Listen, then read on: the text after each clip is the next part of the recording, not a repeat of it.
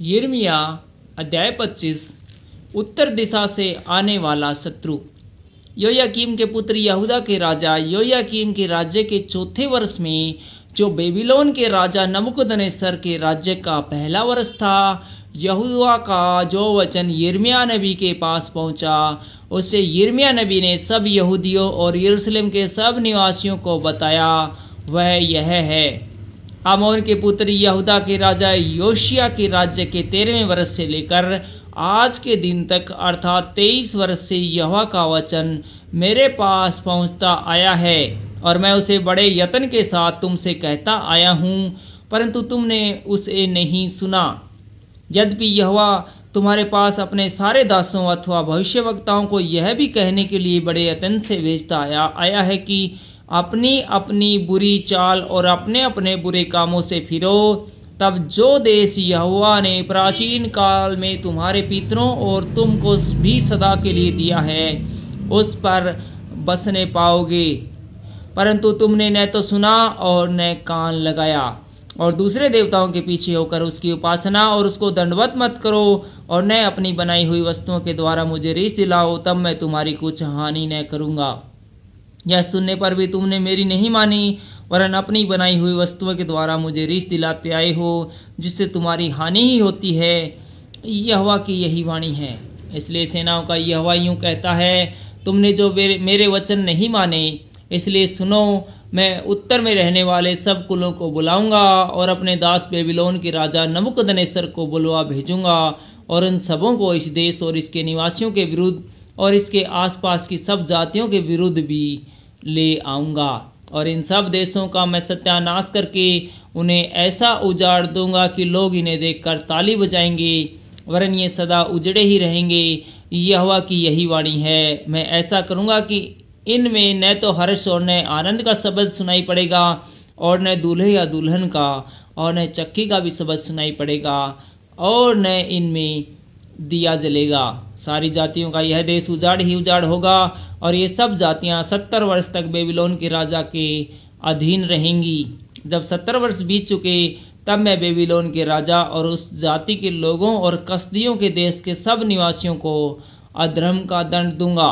यहोवा की यह वाणी है, और उस देश को सदा के लिए उजाड़ दूंगा। मैं उस देश में अपने वे सब वचन पूरे करूंगा जो मैंने उसके विषय में कहे हैं, और जितने वचन यिर्मयाह ने सारी जातियों के विरुद्ध भविष्यवाणी करके पुस्तक में लिखे हैं, क्योंकि बहुत सी जातियों के लोग और बड़े बड़े राजा भी उनसे अपनी सेवा कराएंगे, और मैं उनको उनकी करने का फल भुगताऊंगा। जाति जाति पर परमेश्वर का क्रोध। इजराइल के परमेश्वर यहोवा ने मुझसे यूं कहा है, मेरे हाथ से इस जलजलाहट के दाख मधु का कटोरा लेकर उन सब जातियों को पिला दे जिनके पास मैं तुझे भेजता हूँ। वे उसे पीकर उस तलवार के कारण जो मैं उनके बीच में चलाऊंगा लड़खड़ाएंगे और बावले हो जाएंगे। इसलिए मैंने यहोवा के हाथ से वह कटोरा लेकर उन सब जातियों को जिनके पास यहोवा ने मुझे भेजा पिला दिया, अर्थात यरूशलेम और यहूदा के नगरों के निवासियों को और उनके राजाओं और हाकिमों को पिलाया, ताकि उनका देश उजाड़ हो जाए और लोग ताली बजाएं और उसकी उपमा देकर साप दिया करें, जैसा आजकल होता है। और मिस्र के राजा फिरौन और उसके कर्मचारियों, हाकिमों और सारी प्रजा को और सब विदेशी मनुष्यों को और उस देश के सब राजाओं को और फलस्तियों के देश के सब राजाओं को और अश्कलोन, अज्जा, एक्रोन के और अशदोद के बचे हुए लोगों को और एदोनियों, मोआबियों और अमोनियों को और सारे राजाओं को और सिद्दोन के सब राजाओं को और समुद्र पार के देशों के राजाओं को, फिर दद्दोनियों, तेमाइयों और बूजियों को और जितने अपने गाल के बालों को मुंडा डालते हैं उन सबों को भी, और अरब के सब राजाओं और जंगल में रहने वाले दोगले मनुष्यों के सब राजाओं को और जिमरी, एलाम और मादे के सब राजाओं को, और क्या निकट क्या दूर के उत्तर दिशा के सब राजाओं को एक संग पिलाया। इस प्रकार धरती भर में रहने वाले जगत के राज्यों के सब लोगों को मैंने पिलाया। इन सब के बाद शेशक के राजा को भी पीना पड़ेगा। जब तू उनसे यह कहना, सेनाओं का यहोवा जो इजराइल का परमेश्वर है यूं कहता है, पियो और मतवाले हो और उल्टी करो, गिर पड़ो और फिर कभी न उठो, क्योंकि यह उस तलवार के कारण से होगा जो मैं तुम्हारे बीच में चलाऊंगा। यदि वे तेरे हाथ से यह कटोरा लेकर पीने से इनकार करे तो उनसे कहना, सेनाओं का यहोवा यूं कहता है कि तुमको निश्चय पीना पड़ेगा। देखो, जो नगर मेरा कहलाता है मैं उससे उसी में विपत्ति डालने लगूंगा, और फिर क्या तुम लोग निर्दोष ठहर के बचोगे? तुम निर्दोष ठहर के न बचोगे, क्योंकि मैं पृथ्वी के सब रहने वालों पर तलवार चलाने पर हूँ। सेनाओं के यहोवा की यही वाणी है। इतनी बातें भविष्यवाणी की रीति पर उनसे कहकर यह भी कहना, यहोवा ऊपर से गरजेगा और अपने उसी पवित्र धाम में से अपना शब्द सुनाएगा। वह अपनी चराई के स्थान के विरुद्ध जोर से गरजेगा। वह पृथ्वी के सारे निवासियों के विरुद्ध भी दाख लताड़ने वालों के समान ललकारेगा।